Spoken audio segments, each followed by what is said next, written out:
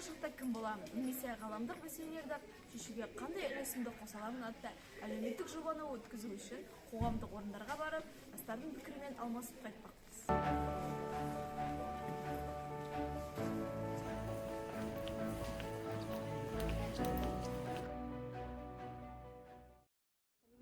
Біз Назарбаев Зияткерлік мектебінің жанындағы жатақхана оқушыларымыз. Менің есімім Фарида.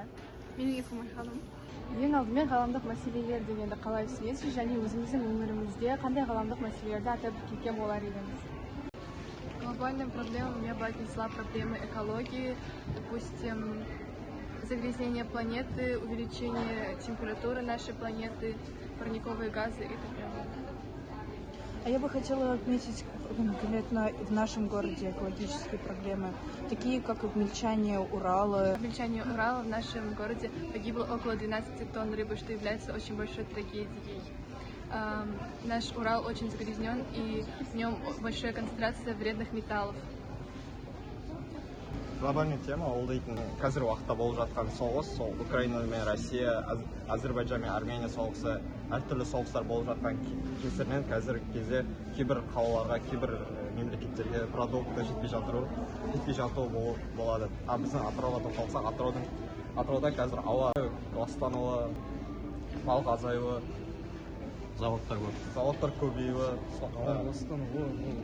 жайықтың ластануы, мұнайдың азаюы, солардың бәрі глобальный потепление болып жатқаны.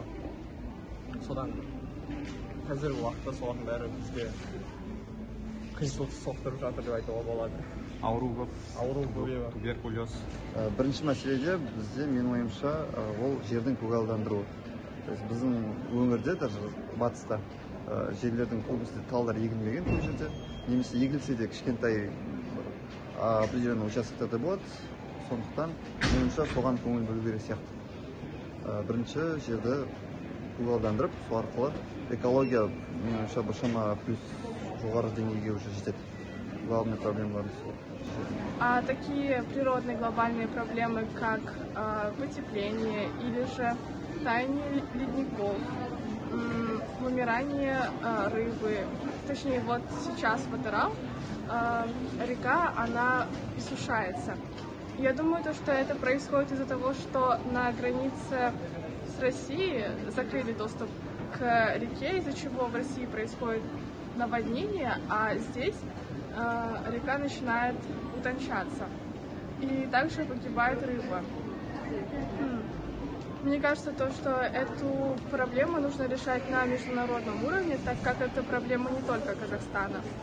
Такая глобальная проблема, как потепление, мне кажется, оно имеет как плюсы, так и минусы, так как исторически сложилось то, что Земля, она всегда находилась в фазе потепления, в фазе обморожения, и то, что сейчас происходит в пределах истории, оно абсолютно незначительно.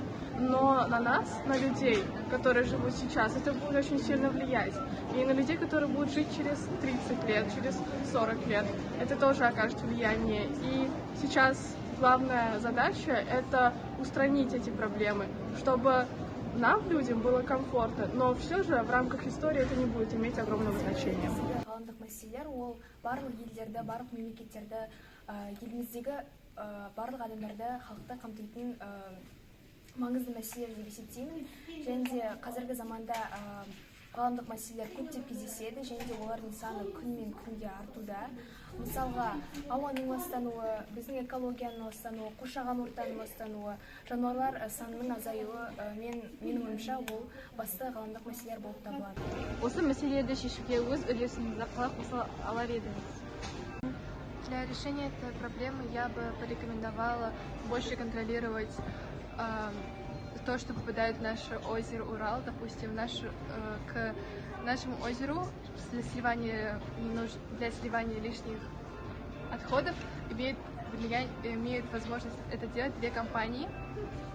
И я бы, допустим, порекомендовала бы обложить большими проверками эти компании, чтобы они ничего лишнего туда не смывали.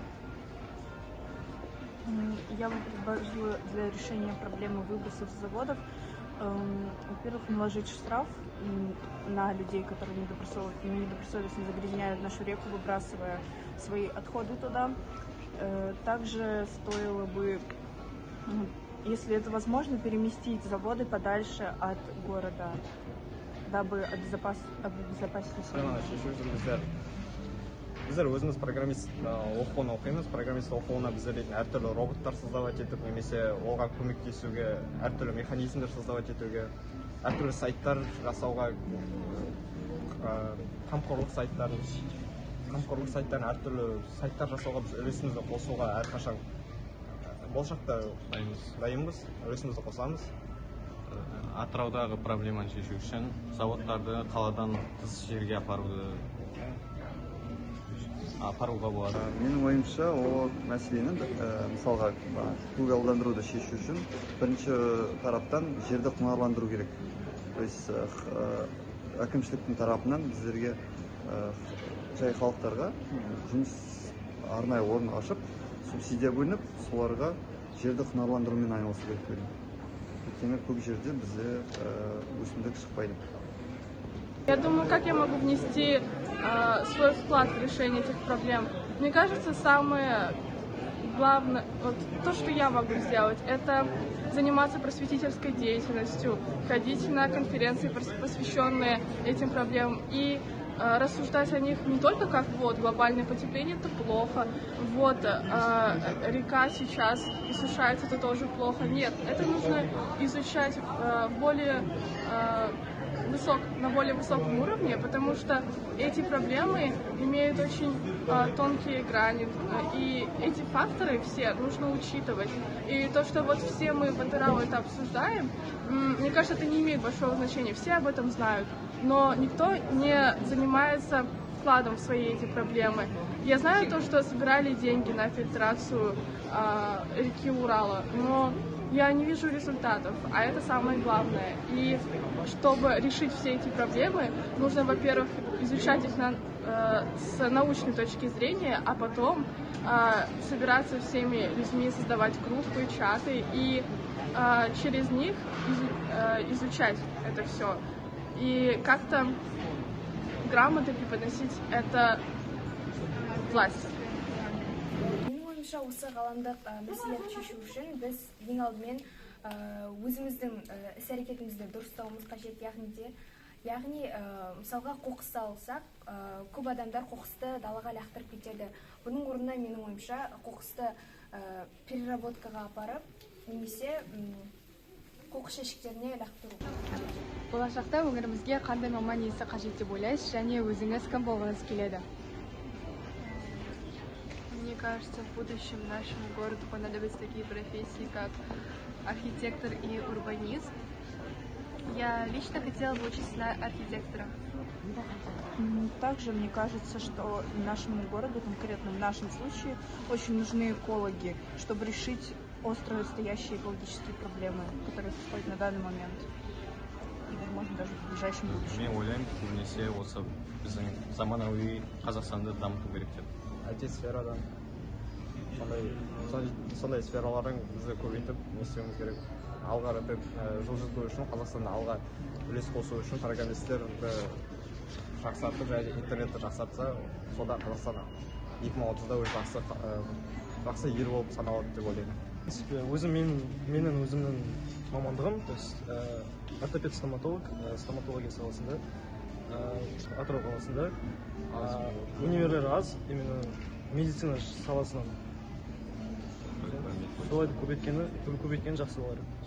Бірінші тараптан экологиялық мәселелерді шешу үшін мұғалімдер, то есть жаңадан сабақтар өту керек деп ойлаймын. Экология бойынша қазір айтады ғой, эко-френдли дейтін культура бар, соны дамытуға арналған мектептен бастау керек деп ойлаймын. Сол үшін бірінші тараптан мұғалімдер керек.